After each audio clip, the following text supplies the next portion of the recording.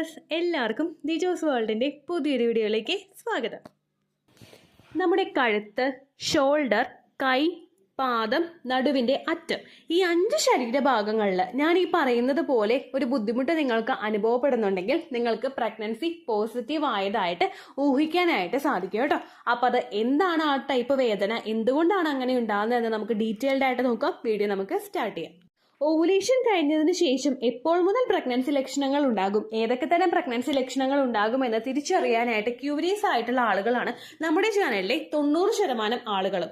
Pregnancy ലക്ഷണങ്ങൾ ഒരു സ്ത്രീക്ക് പല തരത്തിൽ ഉണ്ടാകുന്നുണ്ട്. ഒരു സ്ത്രീയുടെ ഫസ്റ്റ് പ്രഗ്നൻസിയും സെക്കൻഡ് പ്രഗ്നൻസിയും എൻറ്റയർലി ഡിഫറെൻ്റ് ആണ്. നമുക്കുണ്ടായിട്ടുണ്ടായ പ്രഗ്നൻസി ലക്ഷണമായിരിക്കില്ല നമ്മുടെ അമ്മയ്ക്കോ നമ്മുടെ അമ്മുമ്മയ്ക്കോ ഉണ്ടായിട്ടുണ്ടാകുന്നത്. നമ്മുടെ ജീവിത രീതിയിലും നമ്മളുടെ ഭക്ഷണ രീതിയിലും ഒക്കെയുള്ള വ്യത്യാസങ്ങൾ വന്നതുകൊണ്ട് ഈ തലമുറയിലുള്ള പല സ്ത്രീകൾക്കും ഭയങ്കര വിയേർഡ് ആയിട്ടുള്ള പ്രഗ്നൻസി ലക്ഷണങ്ങൾ ഉണ്ടാകുന്നുണ്ട്.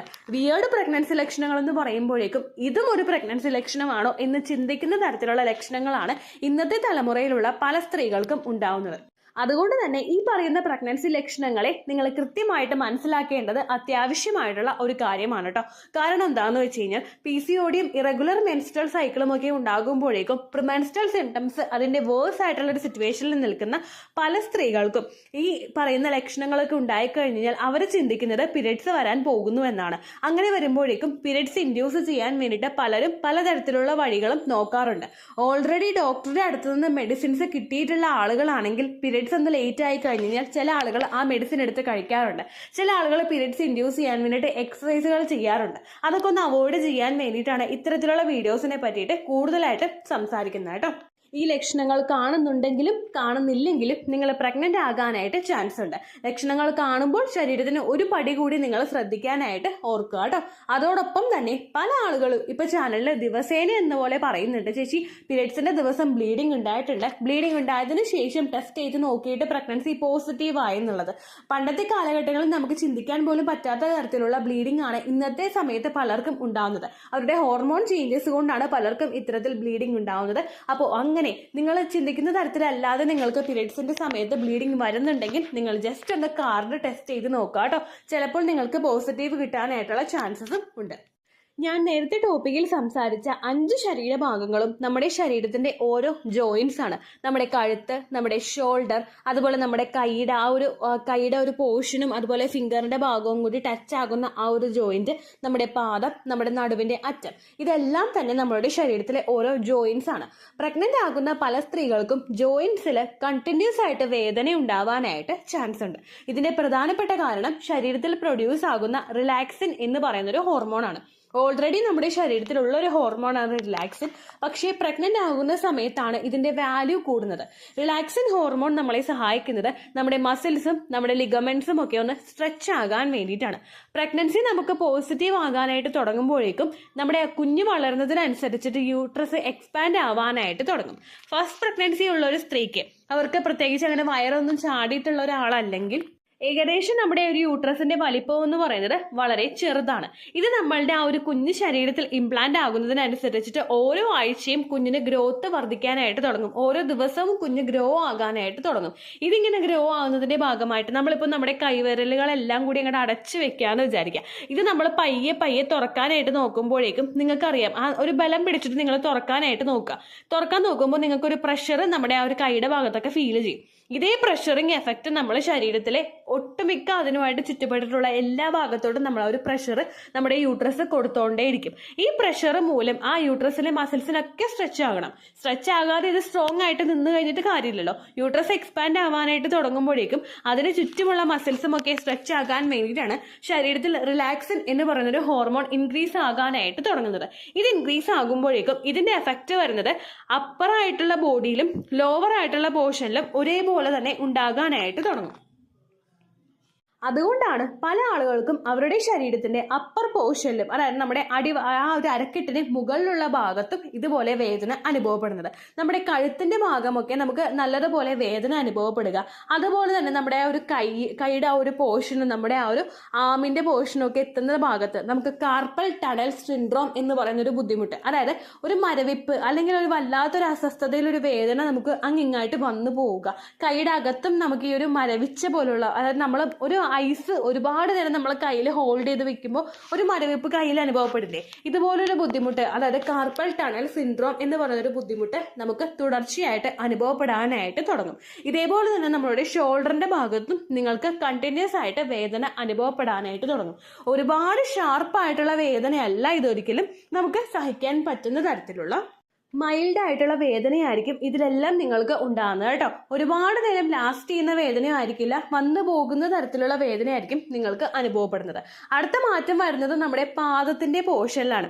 ഒരുപാട് തവണയായിട്ട് പാദം മരവിച്ചു പോകുന്നത് പോലുള്ള ഒരു സിറ്റുവേഷൻ നമുക്ക് ഉണ്ടാവുക, അല്ലെങ്കിൽ ഉപ്പൂറ്റിയുടെ ഭാഗത്തൊക്കെ അതികഠിനമായിട്ടുള്ള വേദന നമുക്ക് ഉണ്ടാവുക, കാലിന്റെ ആ ഒരു ഫിംഗേഴ്സിന്റെ ഭാഗത്തും നമുക്ക് ശക്തിയായിട്ട് വേദന അനുഭവപ്പെടുക. ഇതും നേരത്തെ ഞാൻ പറഞ്ഞതുപോലെ വന്നു പോകുന്ന തരത്തിലുള്ള വേദനയായിരിക്കും നിങ്ങൾക്ക് ഉണ്ടാകുന്നത്, കണ്ടിന്യൂസ് ആയിട്ട് ഉണ്ടാകുന്ന വേദന ആയിരിക്കില്ല കേട്ടോ. അടുത്ത മാറ്റം നമുക്ക് ഉണ്ടാകുന്നത് നമ്മുടെ നടുവിന്റെ അറ്റത്തെ പോർഷനിലാണ്. നമ്മുടെ യൂട്രസ് നേരെ മുൻപിൽ സ്ഥിതി ചെയ്യുന്നത് കൊണ്ട് യൂട്രസ് എക്സ്പാൻഡ് ആകുന്നതിന്റെ ഒരു പ്രഷർ നമുക്ക് ഏറ്റവും ആദ്യം അനുഭവപ്പെടുന്നത് നമ്മുടെ നടുവിന്റെ പോർഷനിലായിരിക്കും. അതുകൊണ്ടാണ് ഒട്ടുമിക്ക സ്ത്രീകൾക്കും ഇംപ്ലാന്റേഷൻ നടക്കുമ്പോൾ അതിന്റെ ഏറ്റവും ആദ്യത്തെ ലക്ഷണമായിട്ട് ലോവർ ബാക്ക് പെയിൻ അനുഭവപ്പെടുന്നത് കേട്ടോ. ഇതും നമ്മൾ ഒരുപാട് നേരം നമുക്ക് നിൽക്കാൻ പറ്റാത്ത അവസ്ഥ, അല്ലെങ്കിൽ കുമ്പിടുമ്പോൾ ജസ്റ്റ് ഒന്ന് കുമ്പിടുന്ന സമയത്ത് നമുക്ക് വേദന ഉണ്ടാവുക, കുറച്ചു നേരം കിടന്നൊന്ന് എഴുന്നേറ്റ് കഴിഞ്ഞാൽ നമ്മൾ ഓക്കെ ആയി മാറും. അങ്ങനെയായിരിക്കും നമുക്ക് ഈ വേദന ഉണ്ടാവുന്നത് കേട്ടോ. സ്ത്രീകൾക്ക് കൂടപ്പുറപ്പാണ് നടുവേദന എന്ന് പറയുന്നത്. പ്രത്യേകിച്ച് ഓൾറെഡി ഒരു പ്രസവം കഴിഞ്ഞ സ്ത്രീകൾക്ക്, അത് സിസേറിയൻ കഴിഞ്ഞ സ്ത്രീകൾക്കാണെങ്കിൽ നടുവേദന ഉണ്ടാകാനായിട്ട് ചാൻസസ് വളരെയധികം കൂടുതലാണ്. അങ്ങനെ നിങ്ങൾ ഓൾറെഡി ഒരു നടുവേദന ഉള്ള ഒരാളാണെങ്കിൽ ചിലപ്പോൾ എളുപ്പത്തിൽ ഈ ഒരു ലക്ഷണം നിങ്ങൾക്ക് തിരിച്ചറിയാനായിട്ട് സാധിക്കില്ല. അതല്ലാതെ ഓവുലേഷൻ കഴിഞ്ഞിട്ട് ഒരു 6 to 12 ഡേയ്സിന് ശേഷമൊക്കെ നിങ്ങൾക്ക് ഈ ഒരു നടുവേദന കണ്ടിന്യൂസ് ആയിട്ട് വരുന്നുണ്ടെങ്കിൽ അത് ചിലപ്പോൾ നിങ്ങളുടെ പ്രഗ്നൻസി പോസിറ്റീവ് ആയതുകൊണ്ടുകൂടി ആവാൻ ചാൻസ് ഉണ്ട് കേട്ടോ. പല ആളുകൾക്കും ഇത്തരത്തിലുള്ള വേദനകൾ കണ്ടിന്യൂസ് ആയിട്ട് വരുമ്പോഴേക്കും അവരുടെ ഡേ ടു ഡേ ലൈഫിനെ ഇത് എഫക്ട് ചെയ്യാനായിട്ട് ചാൻസ് ഉണ്ട്. അതായത് ജോലിക്ക് പോകുന്നവരെ, എന്തെങ്കിലുമൊക്കെ എഴുതുന്ന ജോലിക്ക് പോകുന്നവരെ, അങ്ങനെയുള്ള ആളുകൾക്കൊക്കെ ഈ വേദനകൾ കണ്ടിന്യൂസ് ആയിട്ട് വന്നു കഴിഞ്ഞാൽ അവരുടെ ജോലി ഇത് എഫക്ട് ചെയ്യാനായിട്ട് ചാൻസ് ഉണ്ട്. അത് ചിന്തിച്ചിട്ട് പലരും പെയിൻ കില്ലേഴ്സ് ഉപയോഗിക്കാനായിട്ട് ചാൻസസ് കൂടുതലാണ്. നിങ്ങൾ ഇത്തരത്തിലുള്ള ബുദ്ധിമുട്ടുകൾ വരുമ്പോഴേക്കും പെയിൻ കില്ലർ അമിതമായിട്ട് ഉപയോഗിക്കാതിരിക്കുക. നിങ്ങളിപ്പോൾ കഴുത്ത് വേദന നിങ്ങൾക്ക് അനുഭവപ്പെടുന്നു, അല്ലെങ്കിൽ കൈയുടെ ഷോൾഡറിൽ വേദന ഉണ്ടാകുന്നു, നടുവിന് വേദന ഉണ്ടാവുന്നു, ഇങ്ങനെയൊക്കെയുള്ള ബുദ്ധിമുട്ടായിട്ട് നിങ്ങളൊരു ഡോക്ടറെ കാണാനായിട്ട് പോകുമ്പോൾ മസ്റ്റായിട്ട് ഡോക്ടറോട് പറയുക പ്രഗ്നൻസി ട്രൈ ചെയ്യുന്നുണ്ട്, ഓവുലേഷൻ കഴിഞ്ഞിട്ടുള്ള സമയമാണെന്ന് നിങ്ങൾ ഡോക്ടറോട് പറയുക. അപ്പോൾ നിങ്ങൾ ഉപയോഗിക്കുന്ന പെയിൻ കില്ലറിന്റെ ഡോസ് ഒരു പ്രഗ്നന്റ് ആയിട്ടുള്ള സ്ത്രീ ഉപയോഗിക്കേണ്ട പെയിൻ കില്ലറിന്റെ ഡോസിലോട്ട് ഡോക്ടർ കൺവേർട്ട് ചെയ്യാനായിട്ട് ചാൻസ് ഉണ്ട് കേട്ടോ. പ്രഗ്നന്റ് ആയിട്ടുള്ള സ്ത്രീ ആണെങ്കിലും വേദന വന്നു കഴിഞ്ഞാൽ പെയിൻ കില്ലേഴ്സ് യൂസ് ചെയ്യണമല്ലോ. അപ്പോൾ അങ്ങനെയുള്ളവർക്ക് വേണ്ടിയിട്ടുള്ള മെഡിസിൻ ആയിരിക്കും കൊടുക്കുന്നത്. അതല്ലാതെ ഡയറക്റ്റ് ഒരു മെഡിക്കൽ സ്റ്റോറിൽ പോയി പറഞ്ഞിട്ടോ ഓൾറെഡി ഉപയോഗിക്കുന്ന പെയിൻ കില്ലറിന്റെ പേര് പറഞ്ഞിട്ട് മെഡിക്കൽ ഷോപ്പിൽ നിന്നോ നിങ്ങൾ മെഡിസിൻ വാങ്ങിച്ചിട്ട് ഉപയോഗിക്കരുത് കേട്ടോ. നേരത്തെ പറഞ്ഞതുപോലെ വളരെ വിയേർഡ് ആയിട്ടുള്ള പ്രഗ്നൻസി ലക്ഷണങ്ങൾ പലർക്കും ഉണ്ടാകുന്നുണ്ട്. ചിലപ്പോൾ നിങ്ങൾ ചെയ്യുന്ന നെഗ്ലിജൻസ്, അതായത് നിങ്ങൾ ഉപയോഗിക്കുന്ന പെയിൻ കില്ലേഴ്സ്, ചിലപ്പോൾ ഒരു ദിവസം 3 നേരം നിങ്ങൾ പെയിൻ കില്ലേഴ്സ് യൂസ് ചെയ്യാനായിട്ട് ചാൻസ് ഉണ്ട്. നമ്മൾ ഫസ്റ്റത്തെ സ്റ്റേജിലെ പെയിൻ കില്ലേഴ്സ് ഉപയോഗിക്കുമ്പോഴേക്കും ഇത് നിങ്ങളുടെ ബ്രെയിനും റീപ്രൊഡക്റ്റീവ് സിസ്റ്റവും തമ്മിലുള്ള പ്രവർത്തനങ്ങളെ സാരമായിട്ട് അഫക്റ്റ് ചെയ്യാനായിട്ട് ചാൻസ് ഉണ്ട് കേട്ടോ. അതുകൊണ്ട് ആ മിസ്റ്റേക്ക് നിങ്ങൾ ചെയ്യാതിരിക്കുക. ഒപ്പം ബോഡി ടയേർഡ് ആകുന്ന സമയത്ത് ശരീരത്തിന് റെസ്റ്റ് കൊടുക്കാനായിട്ട് നിങ്ങൾ ശ്രദ്ധിക്കുക. ചെറു ചൂടുവെള്ളം ഉപയോഗിച്ചിട്ട് മേല് കുളിക്കുന്നത് നിങ്ങൾക്ക് ശരീരത്തിന് ഒരു ഫ്രഷ് എഫക്റ്റ് കിട്ടാൻ വേണ്ടിയിട്ട് സഹായിക്കും കേട്ടോ. അപ്പോൾ ഇത്രയും കാര്യങ്ങൾ നിങ്ങൾ ശ്രദ്ധിക്കുക. ഈ വേദന ഉണ്ടെങ്കിലും ഇല്ലെങ്കിലും പീരിയഡ്സ് മിസ്സായിട്ട് 5 ദിവസമെങ്കിലും കഴിഞ്ഞ് രാവിലെ ആദ്യത്തെ യൂറിൻ എടുത്തിട്ട് നിങ്ങൾ പ്രഗ്നൻസി ടെസ്റ്റ് ചെയ്ത് നോക്കുക. രാവിലെ ആദ്യത്തെ യൂറിൻ നിങ്ങൾക്ക് കളക്ട് ചെയ്യാനായിട്ട് സാധിക്കുന്നില്ലെങ്കിൽ ഏകദേശം ഒരു 4 hours എങ്കിലും യൂറിനേറ്റ് ചെയ്യുന്നില്ല എന്ന് ഉറപ്പുവരുത്തിയതിനു ശേഷവും ഒരുപാട് ലിക്വിഡ്സ്, അതായത് വെള്ളമാണെങ്കിലും ജ്യൂസ് ആണെങ്കിലും ചായ ആണെങ്കിലും ഒരുപാട് കുടിക്കാതെ 4 മണിക്കൂറോളം നിന്നിട്ട് നിങ്ങൾ യൂറിൻ സാമ്പിൾ കളക്ട് ചെയ്യുക കേട്ടോ. ഈ 4 മണിക്കൂറിനിടക്ക് നിങ്ങൾ യൂറിനേറ്റ് ചെയ്യാനും പാടില്ല, ഒരുപാട് വെള്ളം കുടിക്കാനായിട്ട് പാടില്ല കേട്ടോ. എന്നാൽ മാത്രമേ ആ ഹോർമോൺ ശരീരത്തിൽ സ്റ്റാർട്ടിംഗ് സ്റ്റേജിൽ തന്നെ കൃത്യമായിട്ട് നിങ്ങൾക്ക് കിട്ടുകയുള്ളൂ. ആ കാര്യം ശ്രദ്ധിക്കുക. അത്രയേ ഉള്ളൂ വീഡിയോ. യൂസ്ഫുൾ ആയി കാണുമെന്ന് വിശ്വസിക്കുന്നു. യൂസ്ഫുൾ ആവുന്നുണ്ടെങ്കിൽ ലൈക്ക് ചെയ്യുക, ഫ്രണ്ട്സിനൊക്കെ ഷെയർ ചെയ്ത് കൊടുക്കുക കേട്ടോ. എന്തെങ്കിലും സംശയം ഉണ്ടെങ്കിൽ നിങ്ങൾ കമൻസിൽ ചോദിക്കുക. പണ്ടത്തെ വീഡിയോയ്ക്ക് കമൻസ് ഇടുന്നവർക്ക് റിപ്ലൈ ലഭിക്കുന്നില്ലെങ്കിൽ ലേറ്റസ്റ്റ് ആയിട്ട് ഞാൻ ഏത് വീഡിയോ ആണ് അപ്ലോഡ് ചെയ്യുന്നത് അതിന് താഴെ കമൻറ്റ് ഒന്ന് കോപ്പി പേസ്റ്റ് ചെയ്യാനായിട്ട് ശ്രദ്ധിക്കുക കേട്ടോ. അതുപോലെ ഓവുലേഷൻ ഡേറ്റ് കാൽക്കുലേറ്റ് ചെയ്ത് തരാനായിട്ട് റിക്വസ്റ്റ് ചെയ്യുന്ന ആളുകൾ എത്രയാണോ സൈക്കിൾ ലെങ്ത് അത് മെൻഷൻ ചെയ്യാനായിട്ട് ശ്രദ്ധിക്കുക. സൈക്കിൾ ലെങ്ത് എന്നതുകൊണ്ട് ഉദ്ദേശിച്ചത് ഓരോ മാസവും എത്ര ദിവസം കൂടുമ്പോഴാണോ ബ്ലീഡിങ് വരുന്നത് അതാണ് സൈക്കിൾ ലെങ്ത്. കഴിഞ്ഞ മാസം ഒരു 8-ാം തീയതിയാണ് ബ്ലീഡിങ് ആയതെങ്കിൽ ഈ മാസം 6-ാം തീയതിയാണ് ബ്ലീഡിങ് ആയതെങ്കിൽ കഴിഞ്ഞ മാസം 8-ാം തീയതി മുതൽ ഈ മാസം 6-ാം തീയതി വരെ എത്ര ദിവസമുണ്ടോ അത് കാലണ്ടറിൽ എണ്ണി തിട്ടപ്പെടുന്നതാണ് നിങ്ങളുടെ സൈക്കിൾ ലെങ്ത്. സൈക്കിൾ ലെങ്ത് നമ്മൾ കൃത്യമായിട്ട് കാൽക്കുലേറ്റ് ചെയ്യുകയാണെങ്കിൽ ഓവുലേഷൻ ഡേറ്റ് എളുപ്പത്തിൽ കണ്ടുപിടിക്കാൻ വേണ്ടിയിട്ട് ഒരുപാട് ആപ്ലിക്കേഷൻസും ഒരുപാട് ഓൺലൈൻ ആയിട്ടുള്ള വെബ്സൈറ്റുകളും ഇന്ന് നമുക്ക് അവൈലബിൾ ആണ്. പ്ലേ സ്റ്റോറിൽ പോയിട്ട് ഓൺലൈൻ ഓവുലേഷൻ ട്രാക്കർ എന്ന് ടൈപ്പ് ചെയ്ത് കഴിഞ്ഞാൽ നിങ്ങൾക്ക് അതുമായിട്ട് ബന്ധപ്പെട്ടിട്ടുള്ള ആപ്ലിക്കേഷൻസ് കിട്ടും. അത് പറ്റുന്നില്ല എങ്കിൽ ഗൂഗിളിൽ പോയിട്ട് ഓൺലൈൻ ഓവുലേഷൻ കാൽക്കുലേറ്റർ എന്ന് ടൈപ്പ് ചെയ്ത് കഴിഞ്ഞാൽ അതുമായിട്ട് ബന്ധപ്പെട്ടിട്ടുള്ള വെബ്സൈറ്റുകൾ നിങ്ങൾക്ക് കിട്ടും. അതിൽ നിങ്ങളുടെ ലാസ്റ്റ് മന്തിലെ മെൻസ്ട്രേഷൻ്റെ ഡേറ്റും ഒപ്പം ഞാൻ ഈ പറഞ്ഞ രീതിക്ക് നിങ്ങൾ കാൽക്കുലേറ്റ് ചെയ്യുന്ന സൈക്കിൾ ലെങ്ത്തും എൻ്റർ ചെയ്ത് കൊടുക്കുകയാണെങ്കിൽ നിങ്ങൾക്ക് കൃത്യമായിട്ട് ഓവുലേഷൻ ഡേറ്റ് കണ്ടുപിടിക്കാനായിട്ട് സാധിക്കും.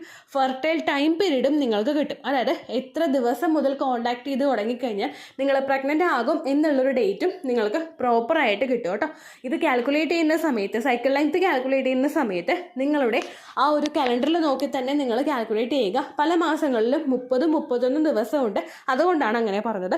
ഒപ്പം നിങ്ങൾക്ക് ബ്ലീഡിങ് തുടങ്ങിയ ദിവസത്തിന് വേണം നിങ്ങൾ ഡേ 1 ആയിട്ട് എടുക്കാൻ വേണ്ടിയിട്ട്. സ്പോട്ടിങ് തുടങ്ങിയ ദിവസത്തിനെ, അതായത് ചെറുതായിട്ട് ഡിസ്ചാർജ് പോയി തുടങ്ങിയ ദിവസത്തിനെ നിങ്ങൾ കൺസിഡർ ചെയ്യേണ്ട ആവശ്യം ഇല്ല കേട്ടോ. അപ്പോൾ ഇത്രയേ ഉള്ളൂ വീഡിയോ. അടുത്തൊരു വീഡിയോ ആയിട്ട് നമുക്ക് വീണ്ടും കാണാം. ബൈ.